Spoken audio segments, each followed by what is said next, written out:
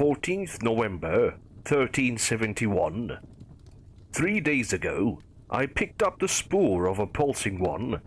The plants died in its wake, and a taken squirrel tried to infect me with its sickness.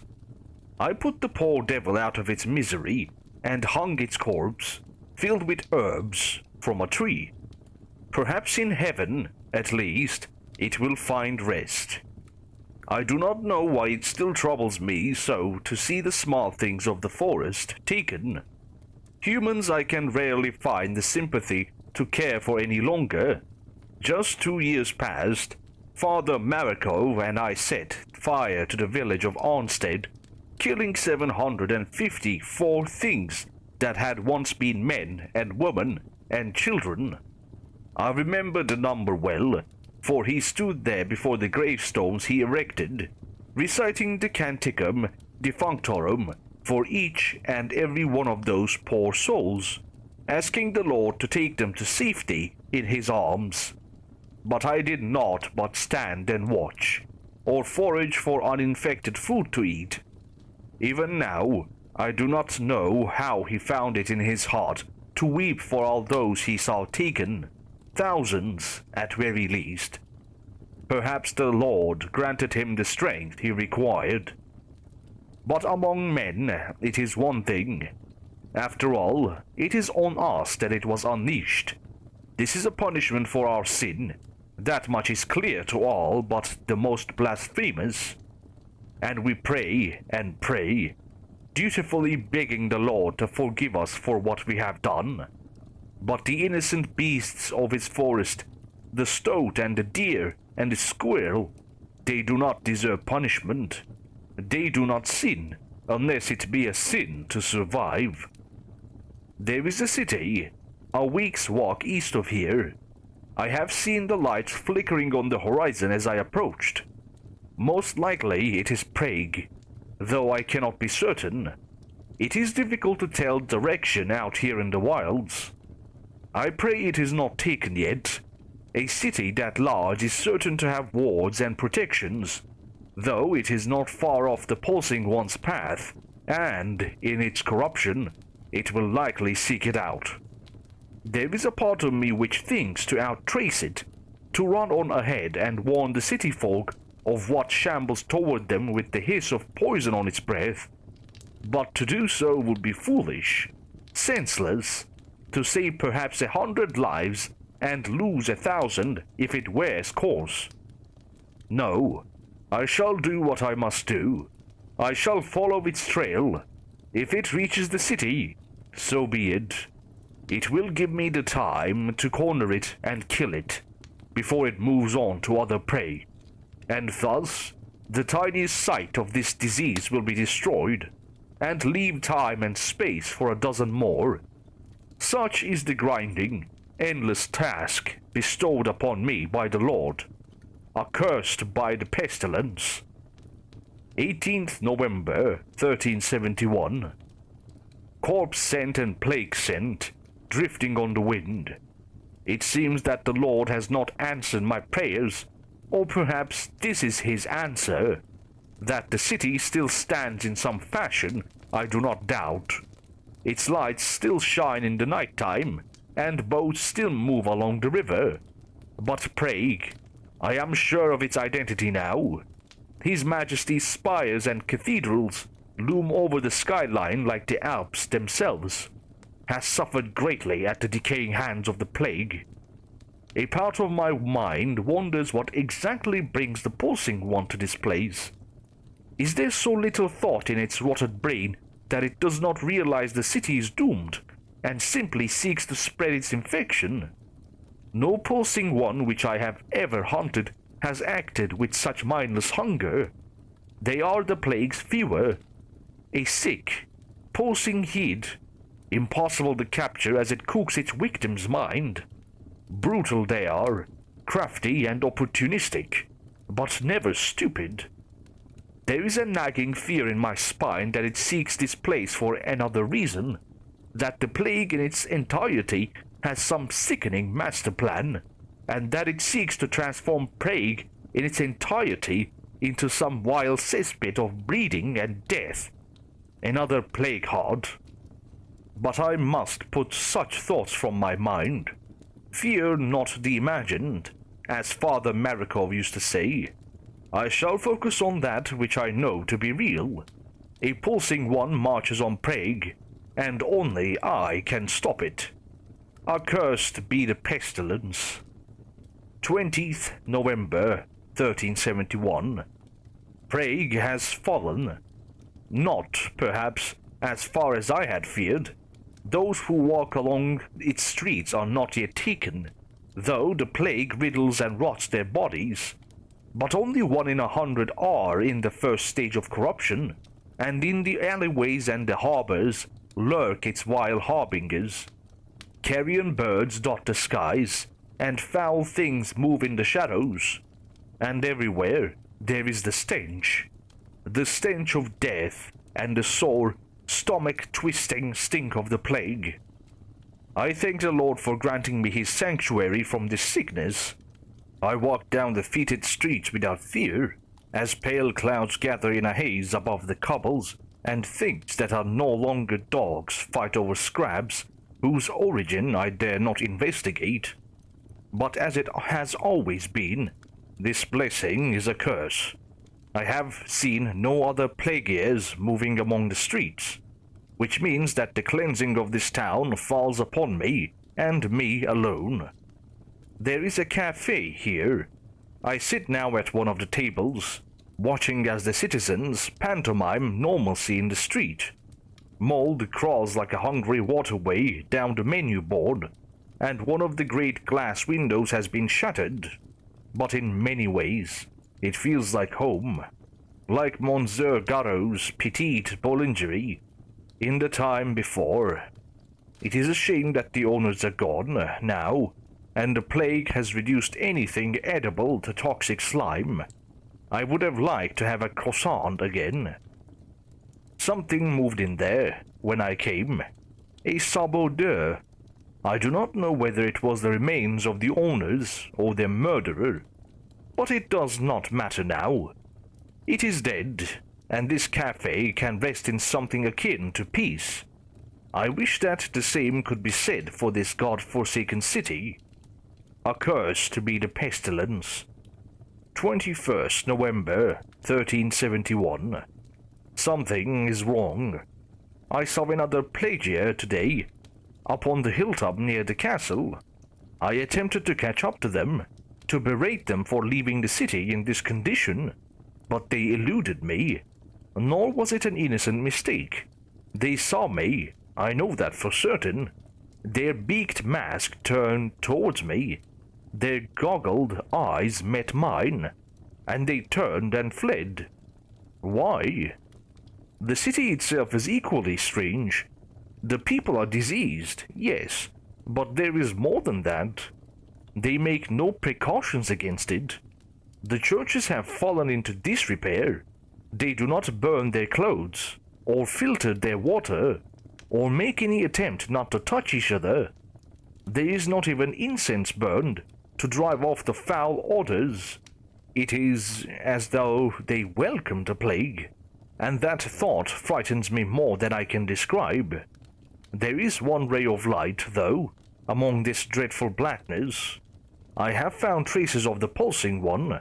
There are handprints and footprints, burned in splashes of acid along the cobbles, and I saw one poor woman who had been half melted by its toxin. The thing resides in this city, and what is more, it knows I hunt it. It would never be so foolish as to leave such an obvious trail by mistake. It is toying with me. Once again, I question why it has come here, especially knowing that I am on its trail, and a city like this is my territory and not its.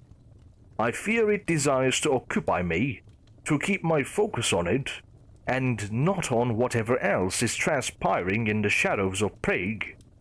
Accursed be the pestilence. 25th November 1371. I killed hundreds today.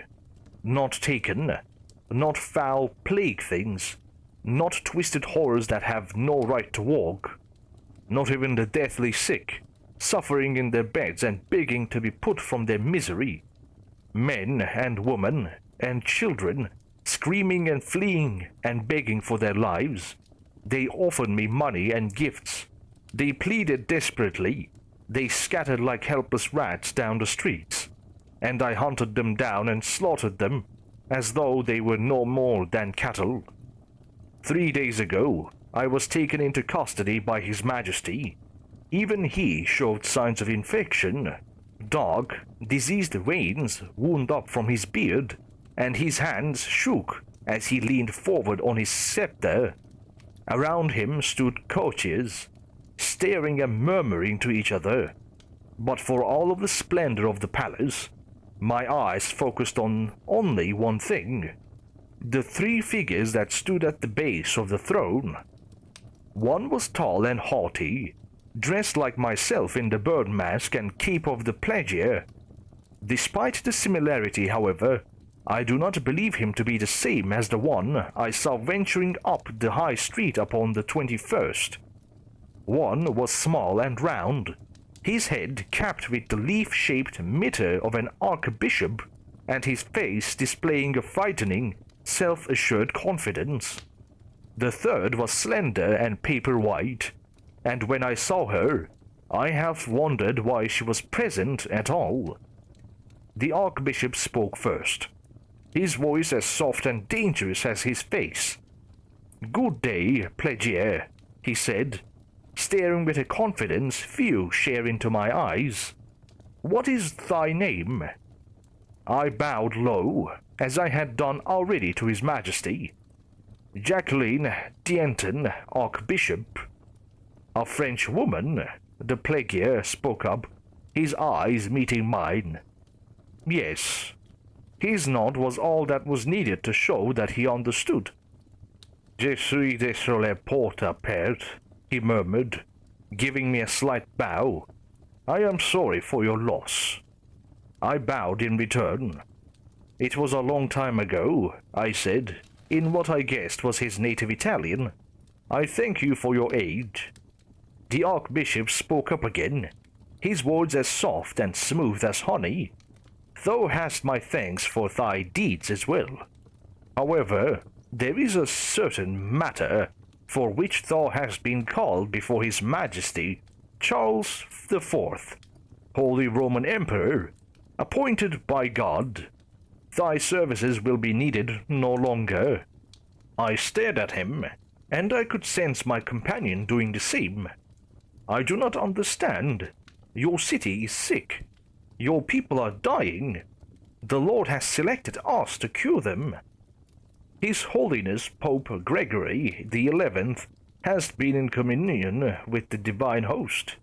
There has been a deliberation. A new doctrine has been enacted." My comrade began, ever so slowly, to understand. "What does it say?" "It states the divine truth before God, that what we have called a plague is, in fact, a rapture. The end of times has come unto us. To fight against it is sinful before Him. To attempt to ward it off is to march to the arms of Satan. Thou art to do as all others must. Accept His divine blessing, and be redeemed before Him. I feel great shame for my next act. I hope that the Lord can find it in Him to forgive me for it. But I know, with all my heart, that the Archbishop in that moment made himself a blasphemer. The truth he spoke cannot be truth before God. For if this plague be a judgment, it cannot take innocent babes bare out of the crib and leave men like him untouched. I drew my blade and ran him through. It went wrong then. The courtiers screamed. Thank God. My compatriot jumped, though he made no attempt to stop or chastise me. But behind me, His Majesty began to laugh, harder and harder, his eyes staring blankly into space, and the woman remained frozen, watching me with unshakable intent, and I realized in horror that she had not moved at all. I remember very little of what happened next. and what I do recall pains me to put to paper. I ran, as fast as I could, for those marble doors, and cut down the guards, pulling them shut. Behind me, my companion screamed, and I turned to see the woman's arm locked elbow deep in his stomach, her eyes still staring with that blank, not expression. Blood poured down His Majesty's beard as he laughed, blood that was dark and thick and lumpy, and left stains that were not quite red where it spattered on his clothes. And when she pulled out her arm, it was then that I saw the truth. The people of Prague are as good as taken. A death by my blade is a kindness to them and to the empire which their king would have them infect. I have killed many, but not all, not even most. Tomorrow I shall set the city alight, and pray to God that searing flame does what cold steel cannot. Accursed be the pestilence. 26th November, 1371. Today, at last, I have caught the pulsing one. I prepared this morning to do what I knew I must. Cleanse the plague that has taken this city. My plagueier's blade hung sharp and ready in my left hand, and in the other I held a torch to destroy that pestilence that could not be killed so easily. Through the gates I stalked, and slew the guards that tried to stop me, and then I set to work. There is a special ring of hell, I think, reserved for those who commit genocide. I know that I am condemned to it, and I would have it no other way. The screaming faces etched inside my eyelids certainly think so, pleading and flinging curses as their loved ones die and their houses burn. I do not know exactly how many I killed. My blade is dull and notched, and stains of blood drip from my robes. I can still feel the searing heat of walking through streets afire, uncaring as innocents whose only crime was sickness burned and died in agony. Half of Prague is a smoldering ruin, and flames lick even at the cathedrals and castles at its center. And in the midst of that hell was the pulsing one, waiting for me. It stood in some town square as I entered, the flames of the city flickering behind me.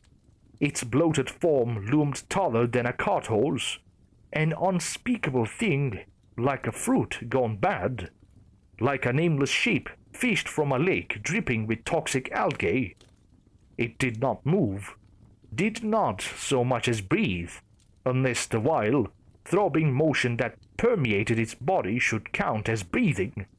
It merely looked at me, with that face I knew so well, and smiled. The face of Father Marco. I walked up to him, ever so slowly. My blade was raised, but I had not fought a pulsing one before, and I feared what he could do. But he seemed, in his twisted way, to understand my fear, and he stretched out a hand, bloated and green, dripping with burning slime. I was a fool, then. I made the decision. I had to. I raised my weapon and slashed it off. From that wound splashed plague bile in unbelievable volumes, vomiting onto the street and onto my garb. I leaped back, snarling in rage and betrayal, and he lunged forward to meet me. The wild thing that had been his other hand grasping for me with the force of an elephant. It gripped my arm, and in one smooth motion, pulled it from its socket. Pain shot through me like the wrath of Satan. My mind was clouded. My blood joined that of the city folk on my clothes. Somewhere in me was the strength to run him through, to pierce his foul body and let it explode like a crushed tomato. Shriveled and wilted, he crumpled to the ground, and I wanted more than anything to join him. Would that I had. I made it, somehow, to the old cafe. The fire will not reach me here. Not yet. But I do not think that matters. I have no way to treat my wound. and that pulsing agony pounds through me still. I know that it will take me before I rest again. My God, I am sorry.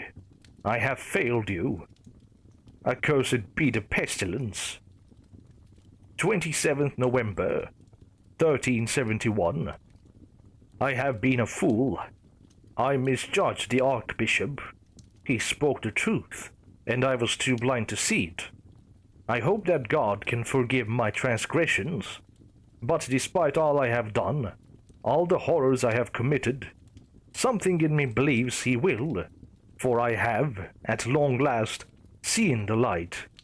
My arm aches still, though the pain is of a different caliber. I have the energy now to walk and fight, but I have left my weapons behind. What madness gripped me, that I could think I needed them. I look up now at the bloated thing rising from the royal palace. A cyst, I would once have called it, though it is far bigger than any I have seen, except in Plagueheart. Around me are the townsfolk, staring up in awe beside me. They know what they see as well as I. The resurrection. Blessed be the pestilence.